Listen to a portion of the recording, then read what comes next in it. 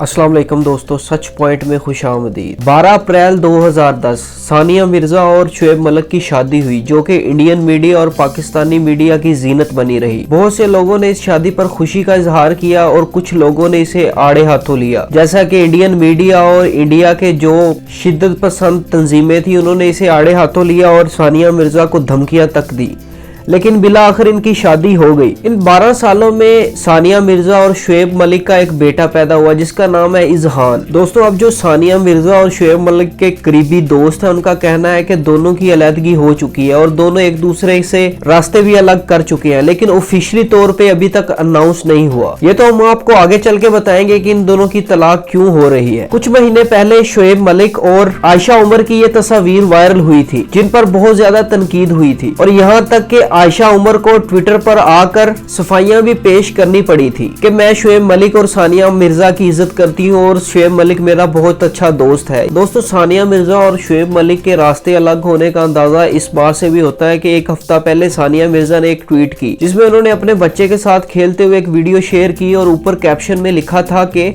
ऐसे लम्हात मुश्किल वक्त में निकलने में मेरी मदद करेंगे। अब हम आपको बताते हैं कि शुएब मलिक और सानिया मिर्जा की तलाक क्यों हो रही है। इनके दोस्तों और जराए के मुताबिक शुएब मलिक सानिया मिर्जा को धोखा दे रहे हैं, जिसकी वजह से दोनों में दूरियां पैदा हुई और बात तलाक तक पहुंच गई। इनके दोस्तों का कहना है कि दोनों कुछ ही दिन में तलाक ऑफिशियली अनाउंस कर देंगे। दोस्तों, अल्लाह के नजदीक तलाक बहुत ही नापसंदीदा चीज है। हम दुआ करते हैं कि ये सारी बातें झूठी साबित हों और सानिया मिर्जा और शुएब मलिक हमेशा एक साथ रहें। ऐसी मजीद इंटरेस्टिंग और इन्फॉर्मेटिव वीडियोस देखने के लिए हमारे चैनल सच पॉइंट को सब्सक्राइब कर लें।